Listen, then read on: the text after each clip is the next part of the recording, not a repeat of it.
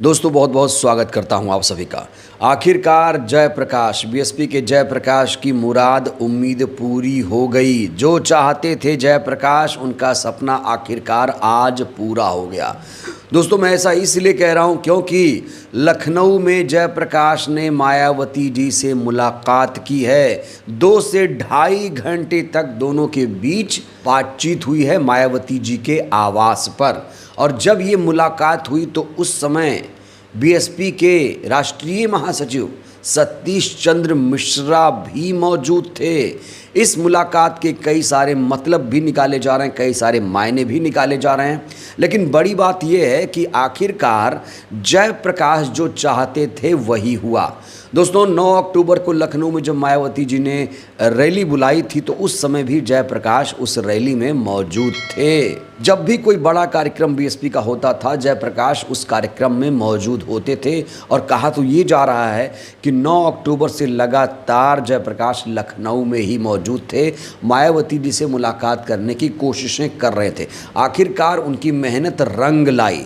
दोस्तों मैंने कहा मेहनत रंग लाई, क्योंकि ये बंदा कभी डिगा नहीं, कभी हारा नहीं, लगातार बसपा में आने की कोशिशें करता रहा। 2018 से ये व्यक्ति बसपा से बाहर था, लेकिन खुद को बसपा का अभिन्न अंग बताता रहा। इतना धैर्य, इतना सब्र इस व्यक्ति ने दिखाया। दोस्तों ऐसे बिरले ही नेता कार्यकर्ता हैं किसी पार्टी में जो 6-6, 7, 8 साल पार्टी से बाहर रहें, लेकिन फिर भी अपने आप को पार्टी के साथ जोड़े रखें, उसके मिशन मूवमेंट को आगे बढ़ाने का काम करते रहें। जयप्रकाश कहते हैं कि जब भी उन्होंने कोई कार्यक्रम किया तो वो बीएसपी को आगे बढ़ाने के लिए, मूवमेंट को आगे बढ़ाने के लिए ही किया। जयप्रकाश का एक लेटेस्ट वीडियो भी मैं आपको दिखाऊंगा जिसमें वो कह रहे थे कि हमारी वापसी 27 से पहले होकर ही रहेगी। इतना आत्मविश्वास, इतना धैर्य दोस्तों कहाँ किसके पास है आज के दौर में। लेकिन जयप्रकाश ने धैर्य दिखाया और धैर्य का नतीजा ये रहा कि मायावती जी ने उनसे मुलाकात कर ली। देखिए दोस्तों, ये जो मुलाकात हुई है कोई दिल्ली आवास पर नहीं, लखनऊ में मुलाकात हुई है। मायावती जी के घर पर मुलाकात हुई है। तो आप सोचिए, मायावती जी अगर किसी को बुलाती हैं, उस नेता को बुलाती हैं जो पार्टी से बाहर रहा हो, जिसके खिलाफ साजिशें भी कई सारी की गई हों, और उसे मुलाकात करती हैं, तो इसका मतलब सीधा ये हुआ कि अब जयप्रकाश की बसपा में वापसी तय मानी जा रही है।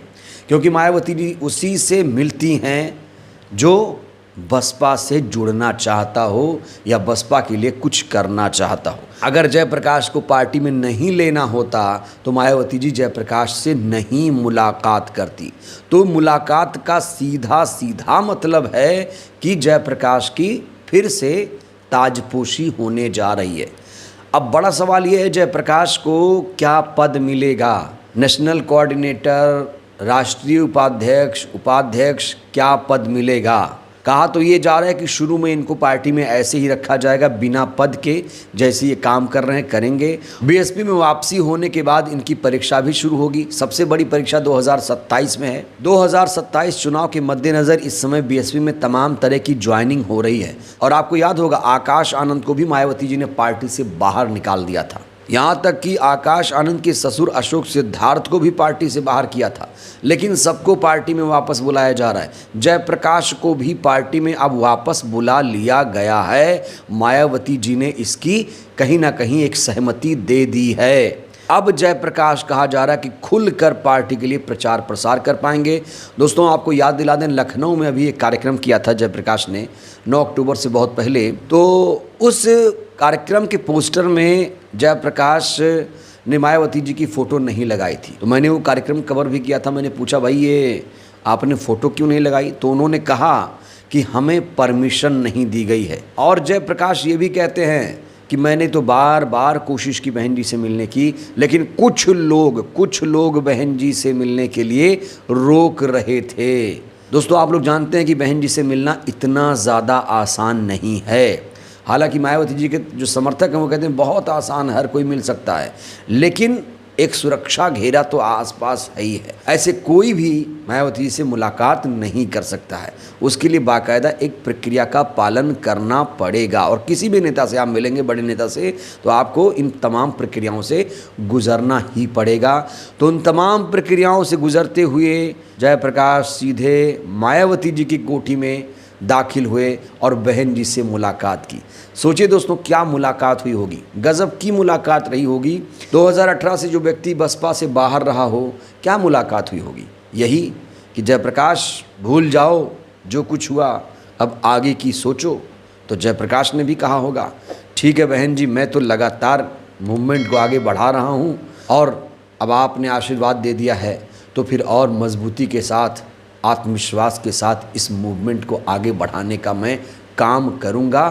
कहीं ना कहीं जयप्रकाश ने ये शपथ ले ही ली होगी। दोस्तों, एक वीडियो मैं आपको दिखाने जा रहा हूं जिसमें जयप्रकाश का आत्मविश्वास झलक रहा है। उनसे जब पूछा गया था कि बीएसपी में आपके वापसी की संभावना कितनी है, तो इसको लेकर जयप्रकाश ने क्या जवाब दिया था, जरा देखिए दोस्तों। देखिए, मुझे वापसी की संभावना 2027 के बाद तक की भी है।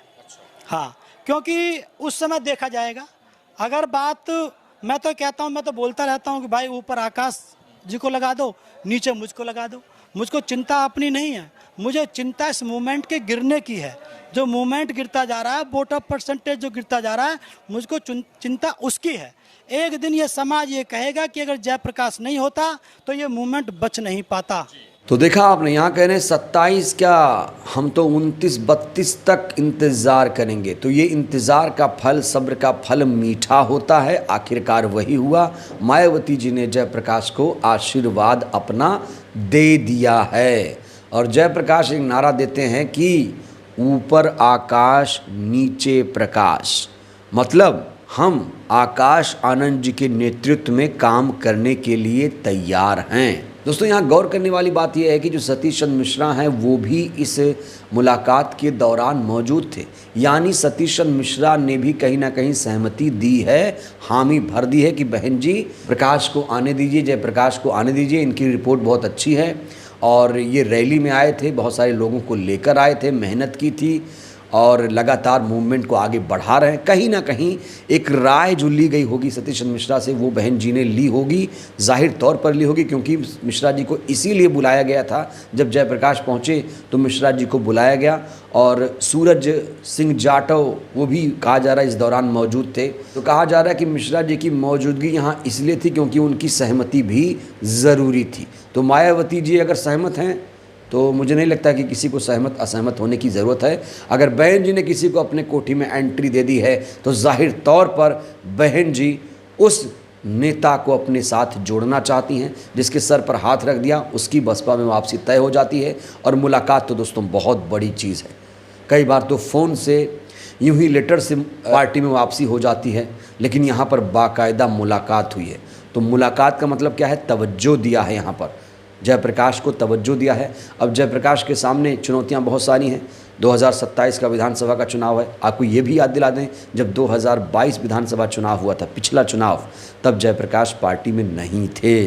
2017-18 में इनको पार्टी से निकाल दिया गया था। इन्होंने राहुल गांधी पर आपत्तिजनक टिप्पणी की थी, उनकी मां को लेकर, डीएनए को लेकर तमाम तरीके की बातें कही थी और उससे बहन जी बहुत ज़्यादा नाराज़ हुई।